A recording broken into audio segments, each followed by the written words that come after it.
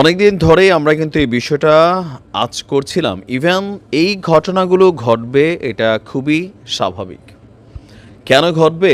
বৈষম্যবিরোধী আন্দোলনের এই অভ্যুত্থানে সবচেয়ে বেশি ক্ষতিগ্রস্ত হয়েছে বাংলাদেশ আওয়ামী লীগ, যুবলীগ, ছাত্রলীগ। ছাত্রলীগ নিষিদ্ধ হয়েছে। সো এই আন্দোলনটার যারা মাথা, আজ হোক, কাল হোক, 10 বছর পরে হোক, তাদের উপরে হামলা হবে, মামলা হবে, জেল হবে, হুলিয়া হবে। তবে এত দ্রুত যে এই ঘটনাটা ঘটবে এটা কিন্তু আমরা কেউ চিন্তা করিনি। আমরা এটার তীব্র নিন্দা জানাই।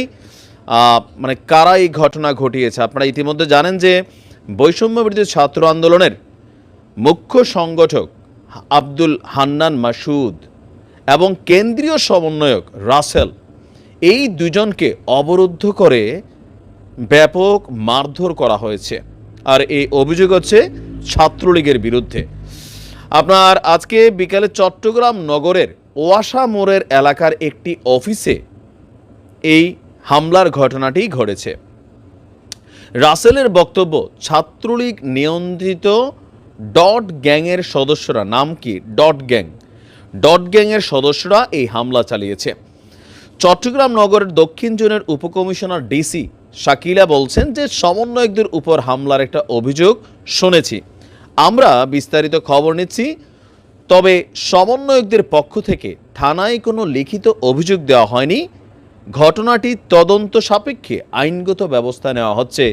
এই জায়গাতে একটা প্রশ্নবোধক চিহ্ন। ডট গ্যাং হিসাবে যাদেরকে ছাত্রলীগ চিহ্নিত করা হচ্ছে, গণমাধ্যমে চলে আসছে তারা ছাত্রলীগ, তা আপনারা কেন মার খাওয়ার এতক্ষণ পর্যন্ত থানায় লিখিত অভিযোগ দেননি? এর আগে জুলাইয়ের ঘোষণাপত্র, যেটা নিয়ে আপনারা জানেন যে সারা বাংলাদেশে এই মুহূর্তে যারা সমন্বয়করা আছেন তারা প্রচারণা বিলি করছেন। ঘোষণাপত্রের পক্ষে চট্টগ্রাম অঞ্চলের দায়িত্ব নিয়েছিল আব্দুল হান্নান মাসুদ এবং কেন্দ্রীয় সমন্বয়ক রাসেল। চট্টগ্রামের বিভিন্ন জায়গায় তারা পথসভা, জনসংযোগ এবং লিফলেট বিতরণে এই মুহূর্তে আছে।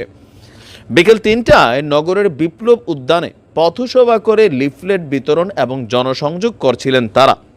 পরে পথসভায় বক্তব্য দিয়েছিলেন বৈষম্যবিরোধী ছাত্র আন্দোলনের সমন্বয়ক মাসুদ এবং হান্নান আহমেদ রাসেল।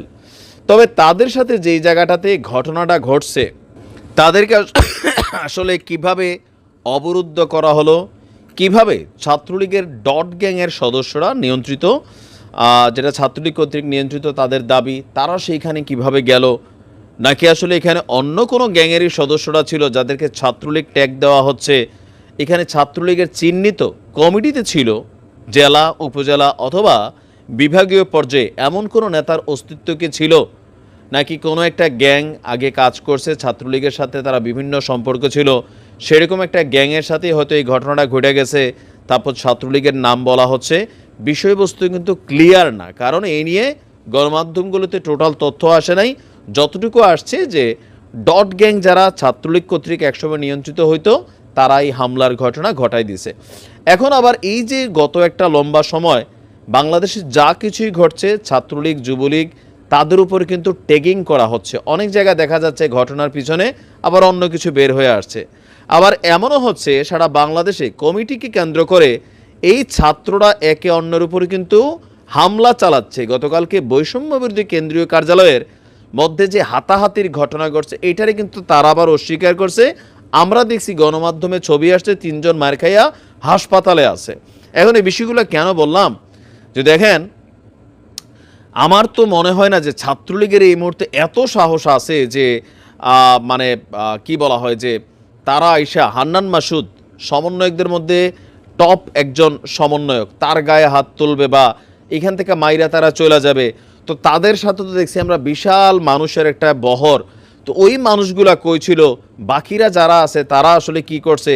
মাইরের পরিমাণই বা কি? হান্নান মাসুদের যে ছবি আমরা দেখছি, এখানে তো মাইরের ওই রকম থাকে না যে থেতলাই ফেলা, রক্তাক্ত করা, ওই রকম পাঞ্জাবি ছিঁড়া, কোনো কিছুই দেখি নাই। তাহলে সেলে হামলাটা কী টাইপের হামলা হয়েছে? ফাইনালি পুলিশকে কেন এখনও এটা নিয়ে মামলা করা হয় নাই, এটা একটা প্রশ্নবোধক চিহ্ন। ঘটনার পিছনে এখন অনেক ঘটনাই হয়, তারপরে আমরা এটার সুষ্ঠু তদন্ত চাচ্ছি। ভালো থাকুন।